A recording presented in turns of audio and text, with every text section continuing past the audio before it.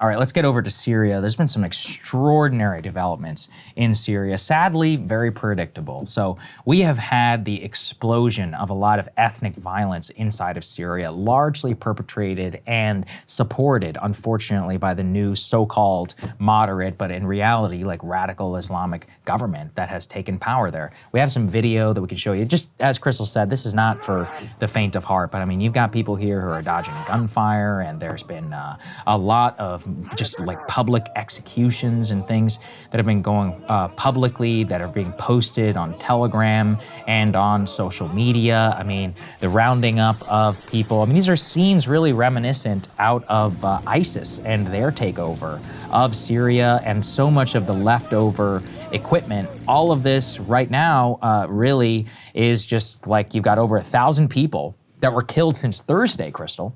And a lot of it is people who are like now in charge of the government. And the reports out of this and all of this are very confused because the West doesn't really know how to deal with it. Because the person who is largely responsible for much of this is the so-called moderate rebel who was supported by the United States, of who we removed their terrorist designation. Let's put this up there on the screen. Formerly known as HTS, Abu Muhammad al-Jawlani has instructed his militants to stop recording their acts of violence in an effort to control the narrative and minimize the damage to his public image, as reports of massacres and ethnic cleansing in Syria's coastal regions continue to surface.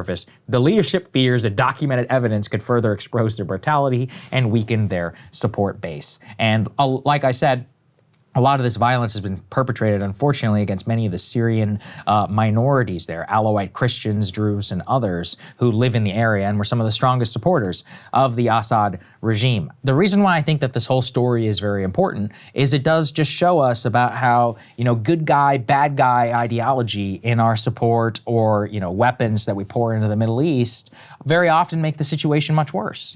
To look back at the Syrian civil war, it was a genuine, political uprising from 2014 onwards. But at that point onwards, it became this, basically geopolitical playground for the United States, for Israel, for Iran, for Qatar, for Saudi Arabia. They floored more weapons into the country than had ever been seen there before. And, literally millions of people were either displaced and or killed. One of the worst refugee crises in modern history.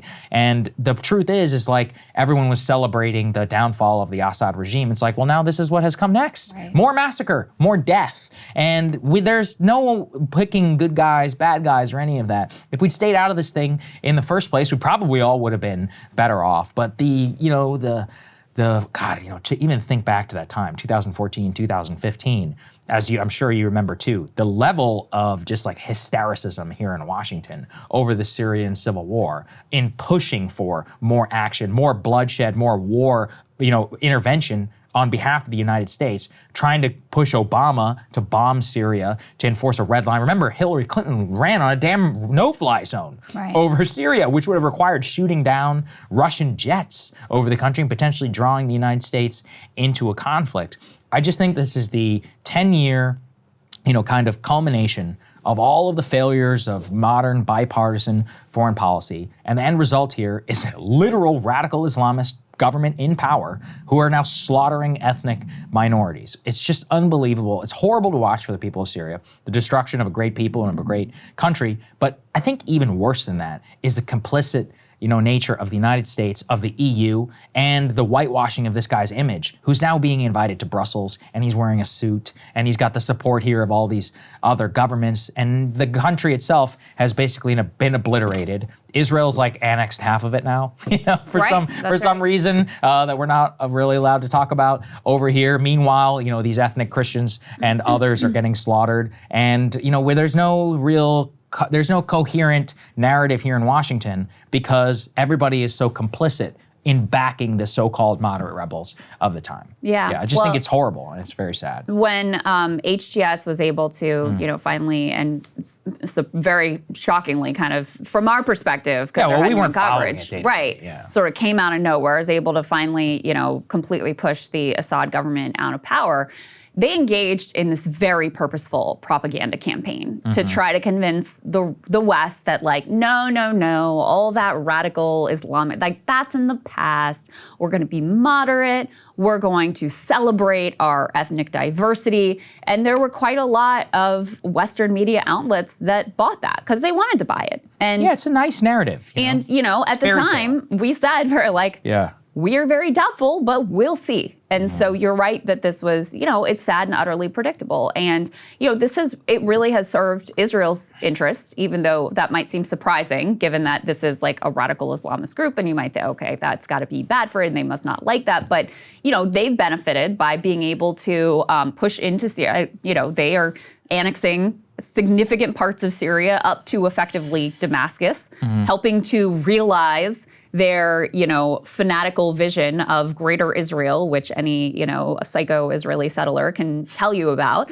So they're doing that because they can, and no one will stop them. And HTS has publicly said basically we're not going to do anything to push back against Israel. They also have publicly expressed a desire to distance Syria from Iran, another thing that makes Israel very happy here. And so, they have really seized on this opportunity to claim more territory, more power, and to, further hobble their enemies in the region. So that's been part of the fallout and part of why there was a desire among the Western press to kind of whitewash who these guys were and what was very likely to happen in the wake of them ultimately taking power. Yeah, and like we said, we've got nobody knows the true number. What we do know is that a lot of these things seem to be very conveniently supported by the government that's in power.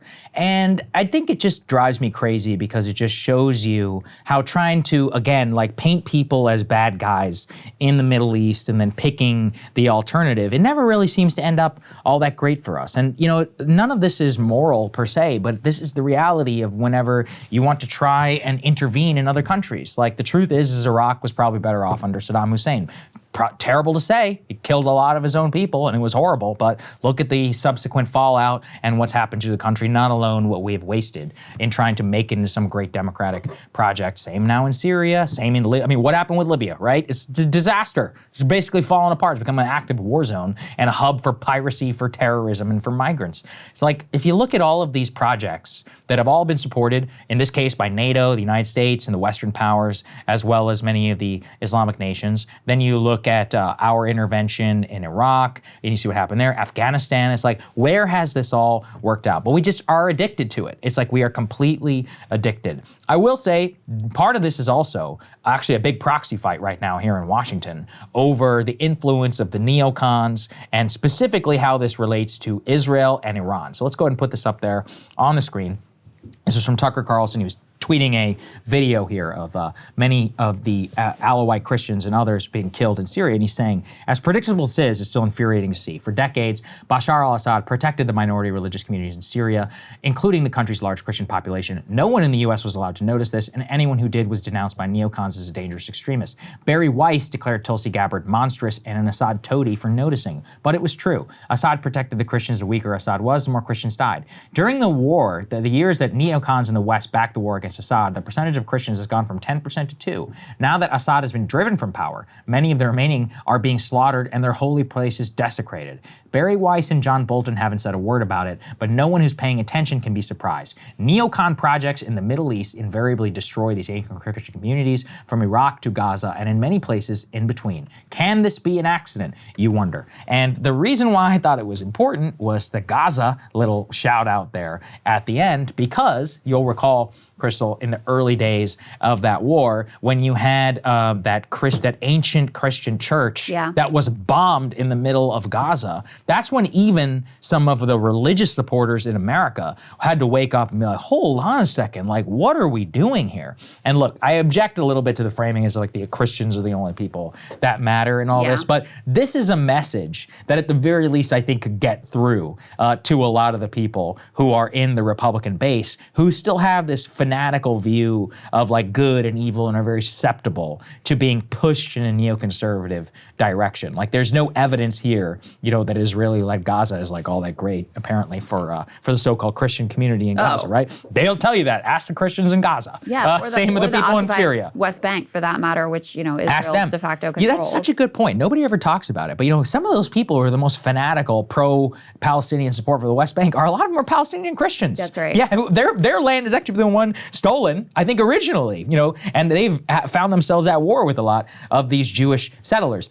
I don't care if they're Christian, Jewish, Muslim, whatever. The point, I think, that we have here is it's obvious that the morality, and the morality soapbox that these people try and preach from itself can often lead to much more immoral results. And they also just so happen to be in favor of an agenda that's pretty favorable to, increased war and also for the state of Israel in the Middle East. It's just, that's part of noticing, I think, today here for overall Washington policy. And it's about what we're about to get to with the Iran deal, because that is where things are going to be very interesting. Tomorrow, hopefully, we'll cover the Hamas negotiation spat that's currently happening. But, the amount of pressure right now from the pro-Israel groups is unbelievable on the Trump administration. And, there's no indication that they'll be silenced or that they're going to take even, their Colombia deportations enough of as a victory. That's just the tip of the iceberg for what these people want. They want much, much more than that. Oh, absolutely. Yeah. They want all of the West Bank. I mean, they're mobilizing to,